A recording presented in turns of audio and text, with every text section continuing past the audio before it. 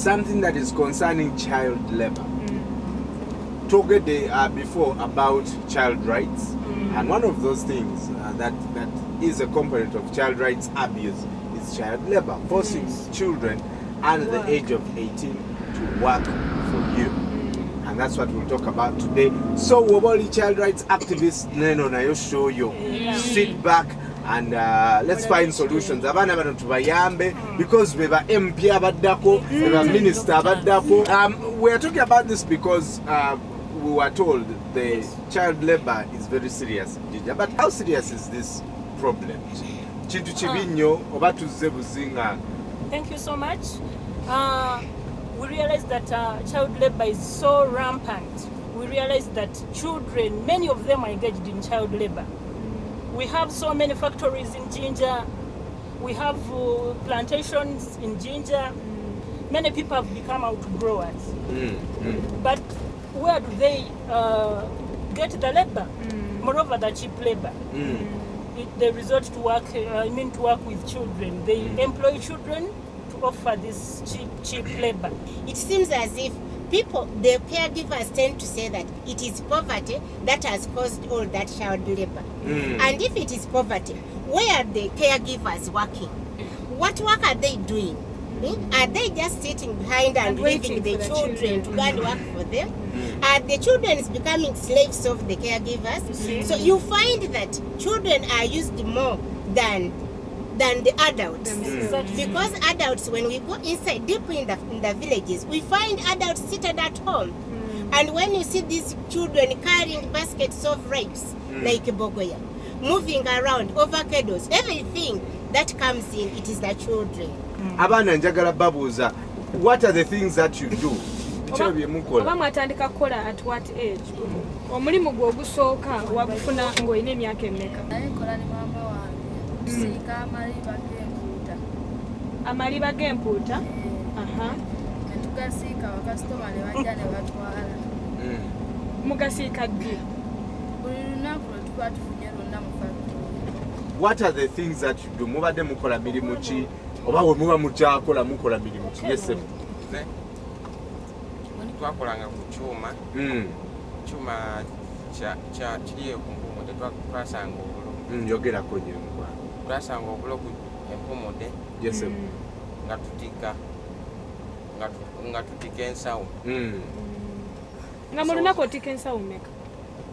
Kisinzira ku bakasitoma beera bazze ne tutika oyinza oteeka ensawo nga 4 nga 6 ng'ozitika ng'ozitwala. Museka ku motoka oba ozitwala ku bakasitoma gye babeera? Ku gaali. Gaali, nga bakusasula sente mmeka olunaku? Olunaku bwe tuba tusa naye kisinzira ku gundi ku nsawo oba ng'osedde ensawo emu 5 buli nsawo. Oli mu kirasi ki? Kya 7. Ndi candidate. Seka, bwe wali okola mulungi?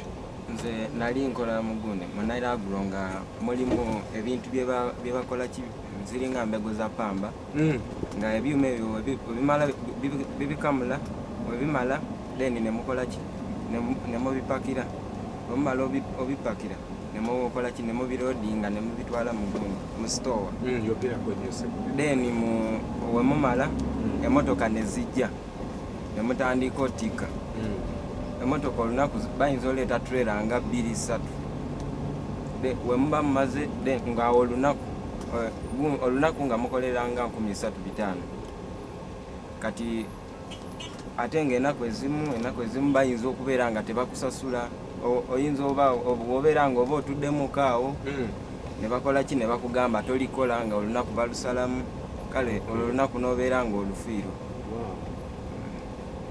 Ani omulala akola? Yes, nabanga kyowe engeri gyembitamu nga tusiba ebyenanda bwe tubisiba twabisolonza mubisiba mu gundi mu buveera mwabisibaku aye ng'osiba ekintu ekyo kirala bakuwa enusu lunaana. Ekintu ekirala ekiveera kyosibye osiba nga osibye ekitono bakuba kivaamu ekiro 10. Bakuwa lunaana. Ng'ositula kilo 10. Kilo 10. bakuwa lunaana. ekya scrap w'ebyennyanja. What are some of the other forms of child labor? Child labor. Yes. So they also work in industries as casual laborers. Others go fishing. Others go the fishing. Some At fry night. fish early in the morning. Depending on where the Depending. time that you're supposed to do it. Wow. I want to ask, what excuses are parents giving you? In our endeavors, we've come to learn that many parents are irresponsible, just abandoning their responsibility. Then that one is coupled with the polygamy. We have polygamy prevailing in Busoga, and you realize that as a man gets a new wife, they tend to abandon the other. So what are the effects of the abandoned home? The children become more vulnerable. They are targeted, and they have to also in a way assist their mothers in earning. olowooza lwaki omuzaddewo akuleka n'ogenda okukola nsonga kijja akuwa? Kale nze aŋŋamba ngenda okukola lwakuba waka aliwo yekka kati nga taata taliiwo tuliwo ffeka nze ne maama wange. Kale nze aliyo ng'omulenzi omukulu ewaka ayinza okugamba genda okoleko awantu ng'awo okoleki ofuneko akantu ketunakola ki ketunebeekezaawo ko nange ndeeteyo akantu tugatte tubeere nga tukola ki nga nze sente zenfuna mbawo enkoze mbeera nina ozisolooza nsasule mu school fees. Buli sente zenkola nziwa maama kubanga era ayomba buli kanaku ndya sente buli zenkola oluusi nsobola kukola oba mutwalo oba kanaana ng'ayomba bwengaokola nenzimuterekera era taata yatulekawo ali eyo kimaka era tatuweereza sente tubeerawo ffeka. Naye batugambye nti abaana abasinga ku mmwe nammwe kati ennaku zino muli smart, mwagala nnyo, mulaba kashi waali, mwagala kukwata ssente, so mudduka ewaka ne mugenda ne mukola. Bazadde bamwe babasindika ku masomero ne musalawo ekikutwala bwe kiti osooka n'osaba omuntu oti oba maama ngende nkoleko waba akukkiriza kati naye abyala alikulaba embeera etiki eriwo tajja kugulira buli kintu ky'oba oyagala. Kati ng'engoye ezo mwenyini oba ogenze nga mu factory ng'omu osobola ogulako engoye ne weebeesaawoko kati n'omuwaako naye nga n'omuwaako ssente ne muba nga mukola ki mukozesaako waka n'otolako nga mitwalo oba mutwalo gumu n'ogamba guno gwakola ki gwakozesaako waka ne mubeera nga mukola ki mu balansi nga ye bw'aleetako naawe oleetako bintu bya teamwork. Irene Nakalanzi is in the Department of Child Protection at Health Child Uganda. Let's take a look at what she has to say. Bwe tukomawo abaana mutubula ebizibu ki bye musangamu seeka nkulaba ne bandage, what happened? Tujja kuba tubitunuulira, and finally what can we do to end child labor? Don't go away.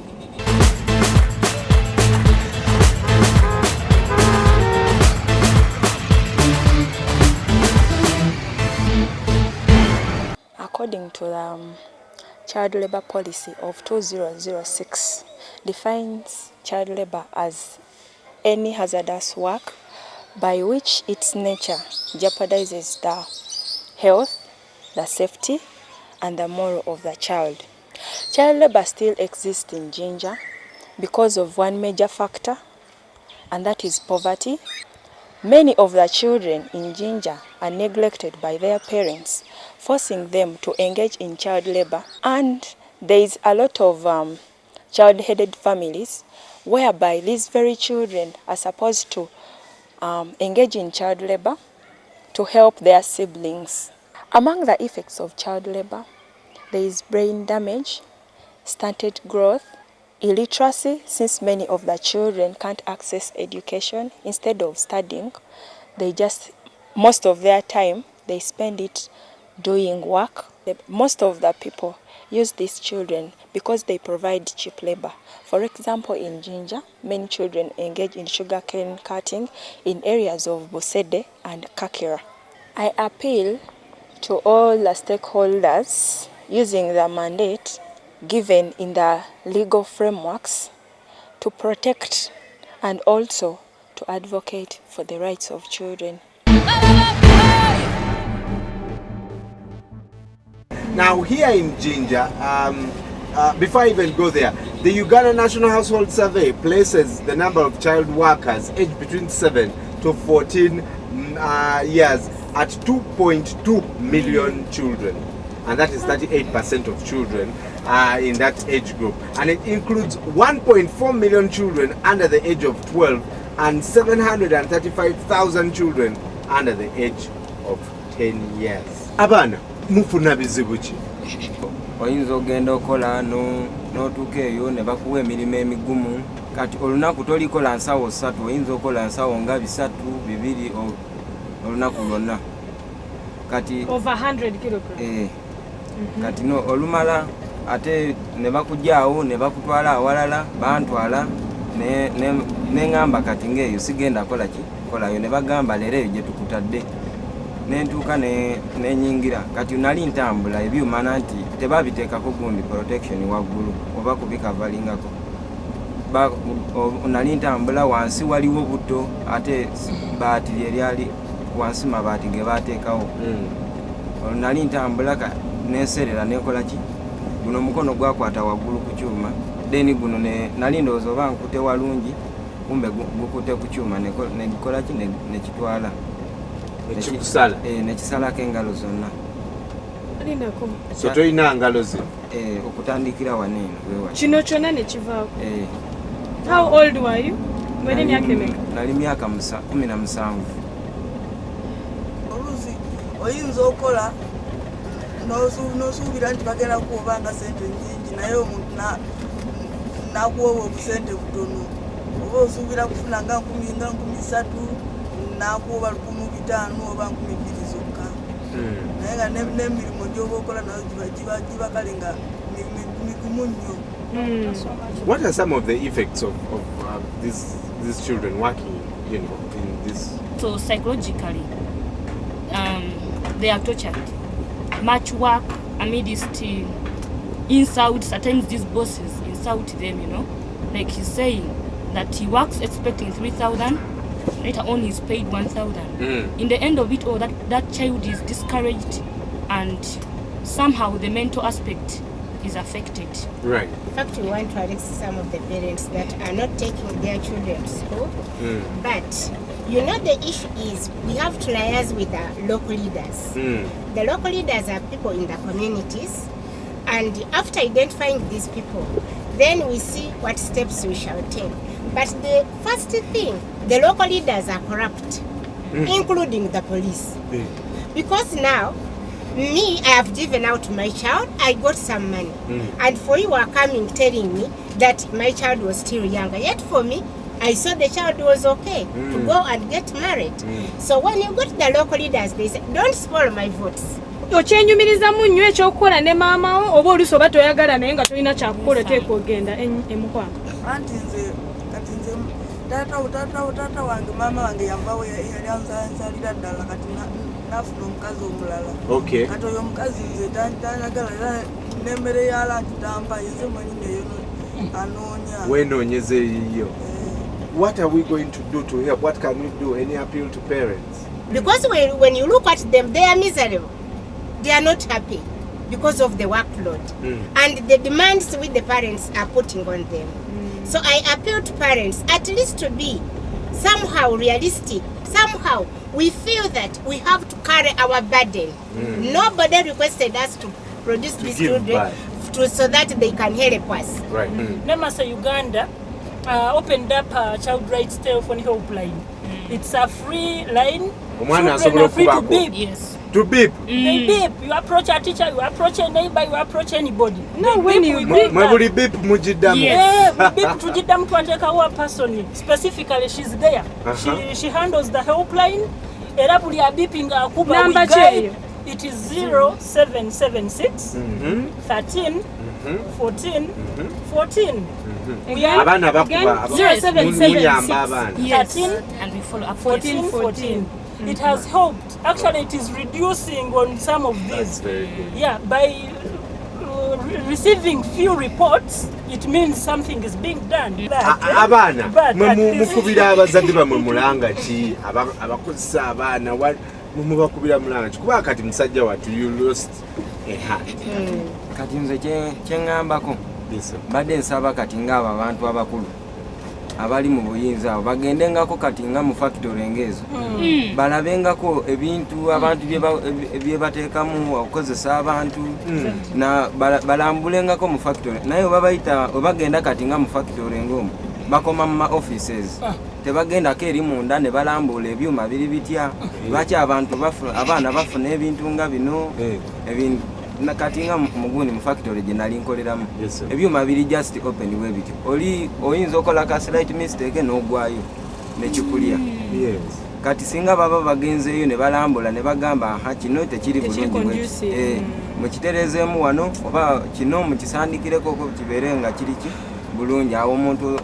ogendayo kati awo omuntu wafuna obuzibu ng'obuzibu baba bategeera ati ekyuma nga kino oba oli safe ekyuma nga kino tekimukosezza nnyo